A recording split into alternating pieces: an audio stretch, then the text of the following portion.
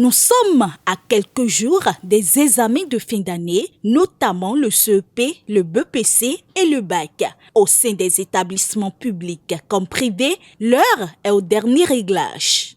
Nous avons des jeux d'épreuves, on traite ensemble, en fait je leur partage, je les mets en situation d'examen. Ils composent, après je ramasse, je corrige et puis s'il y a des remédiations à donner, je leur apporte. C'est moi-même qui les garde. À voir le niveau, je crois que ça promet, j'aurai 100%. On a commencé la rentrée en septembre, mais déjà depuis le mois d'octobre, tous les samedis, il y a des TDE à l'intention des apprenants. Discipline par discipline. Maintenant, ce que nous faisons actuellement, nous avons fait, on les a soumis à plusieurs évaluations au cours de l'année. Et ces évaluations couvrent tout le programme. Et on a fait des constats à travers les notes et à travers des épreuves et des planches de révision conçues.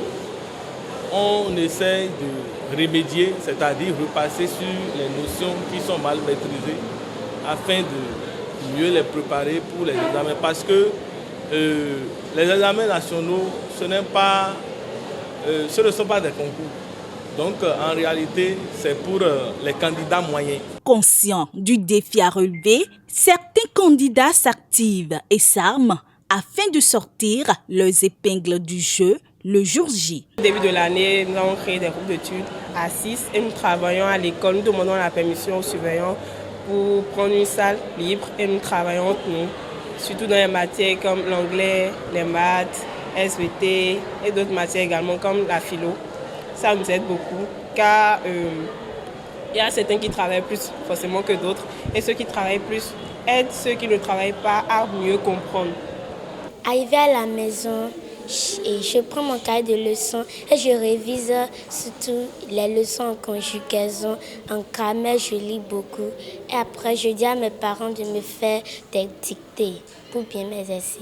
Ça reste dictée mathématiques qui me touche un peu. J'arrive à surmonter en traitant les épreuves à la maison et mes grands frères qui m'aident à évoluer. Puisqu'on est en série littéraire, en général, les matières scientifiques nous posent quand même assez de problèmes.